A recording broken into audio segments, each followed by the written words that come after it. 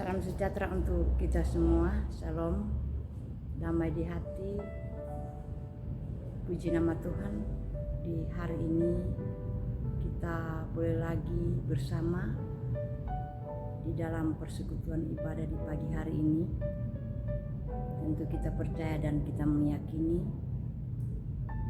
di sepanjang hari ini Tuhan boleh bangunkan kita di pagi hari, boleh melaksanakan tugas tanggung jawab kita di sepanjang hari ini. Tentu kita percaya bahwa ini semua karena pemeliharaan Tuhan dalam kehidupan kita. Untuk itu sebelum kita memulaikan akan segala tugas aktivitas kita di sepanjang hari ini, kita akan berdoa. Namun sebelum berdoa kita memuji nama Tuhan, akan membaca firman. Untuk itu kita tunduk kepala, kita berdoa. Segala pujian dan syukur senantiasa kami persembahkan kepadamu ya Allah Bapa di surga, oleh karena penyertaan dan pemeliharaanmu di dalam kehidupan kami, sehingga nyata ya Tuhan sampai saat ini kami ada. Kami percaya ini semua karena berkat tuntunan dan pemeliharaan Tuhan dalam kehidupan kami. Ketika pun kami semalam beristirahat, Engkau Tuhan telah menjaga memelihara kami, dan di pagi hari ini juga Tuhan Engkau telah membangunkan kami, dan kami boleh menikmati hari anugerah Tuhan di sepanjang hari ini. Untuk itu ya Bapak, sebelum kami melaksanakan segala tugas aktivitas di sepanjang hari ini, kami memohon kepadamu ya Allah Bapa di surga, Tuhan kiranya memberkati akan kehidupan kami. Dan di saat ini pula ya Tuhan, sebelum kami melakukan akan tugas tanggung jawab kami, di saat ini juga kami hendak mau membaca akan sebagian dari kebenaran firman. Dan kami pun percaya, kami meyakini tanpa firman-Mu dalam hidup kami sia-sia. Untuk itu ya Bapak, kami memohon pertolongan Tuhan senantiasa berlaku dalam hidup kami, kuasai hati dan pikiran kami, agar kami mampu mengerti, mampu memahami, yang terlebih mampu untuk melakukan firman di setiap kehidupan kami. Bapa kekal di surga, saat ini kami hendak mau mendengarkan firman. Untuk itu Roh Kudus Tuhan biar kiranya hadir dalam hati dan kepikiran kami, bahkan hadir di tempat ini. Bapa di surga, lebih jauh kami memohon ampun setiap salah dan dosa kami yang kami perbuat melawan kehendak. Inilah doa kami, di dalam nama Yesus kami sambut firman. Amin. Saudaraku yang dikasihi oleh Tuhan kita Yesus Kristus, kita hendak membaca bagian firman Tuhan di hari ini dalam kitab Perjanjian Baru, terdapat dalam 2 Korintus pasal yang ke-8, mulai dari ayat yang pertama hingga ayat yang ke-15, tapi saat ini kita hanya membaca ayat yang ke-8. Firman Tuhan berkata, "Aku mengatakan hal itu bukan sebagai perintah, melainkan dengan menunjukkan usaha orang-orang lain untuk membantu. Aku mau menguji keikhlasan kasih kamu." Demikianlah firman Tuhan di saat ini.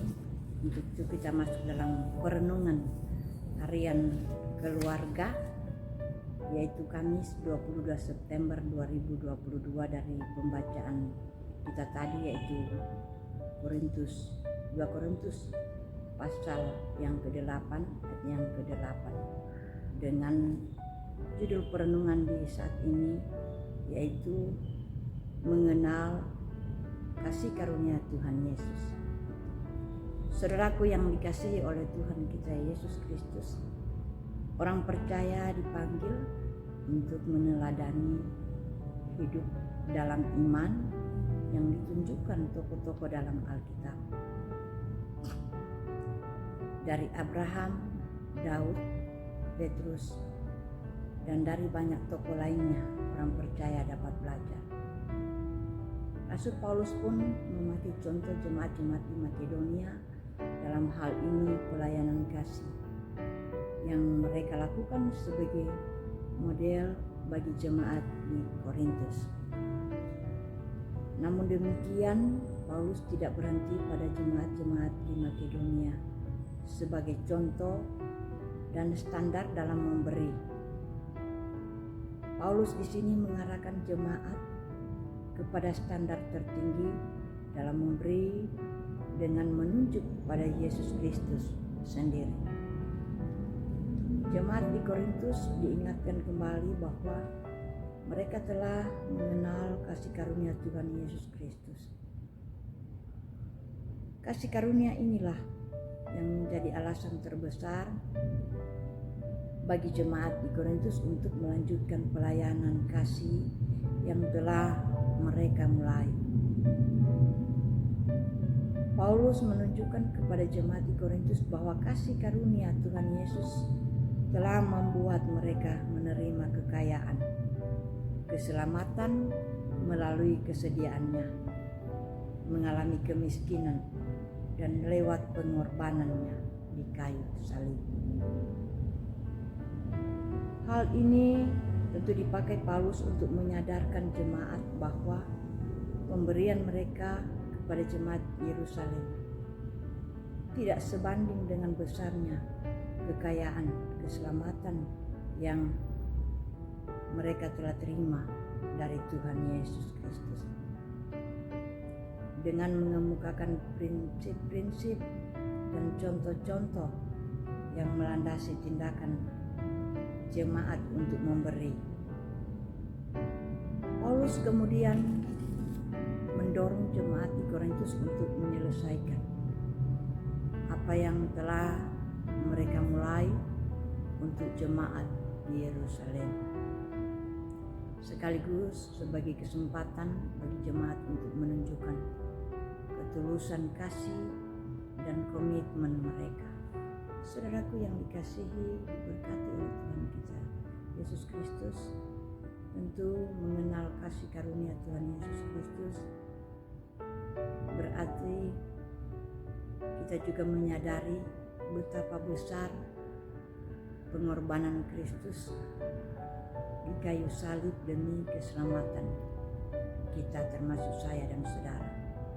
Dari pengalaman, dari pengenalan dan kesadaran seperti ini, tentu kita diajak untuk supaya memiliki komitmen untuk hidup bagi kemuliaan Kristus, termasuk dalam kesediaan untuk membantu dan berkorban untuk sesama demi orang lain. Amin.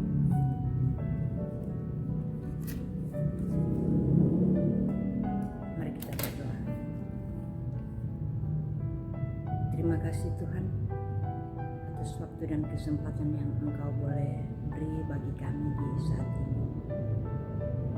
Kami bersyukur dan berterima kasih di sepanjang hari ini Tuhan masih menolong memberkati kehidupan kami, sehingga pun kami ada sebagaimana kami ada saat ini. Kami percaya ini karena kasih dan kemurahan Tuhan yang Tuhan senantiasa nyatakan melakukan ini dalam kehidupan kami. Untuk itu ya Bapa, di saat ini kami boleh membaca, mendengarkan sebagian dari isi sabda firman. Kami percaya tanpa firman-Mu hidup kami tidak bisa berbuat apa-apa. Untuk itu ya Tuhan, mampukanlah kami terus untuk dapat memahami, mengerti, terlebih mampukan kami untuk dapat melakukan firman di dalam kehidupan kami. Terima kasih Tuhan, inilah yang menjadi doa permohonan kami sampaikan di dalam nama Tuhan Yesus Kristus, sumber berkat dalam kehidupan kami.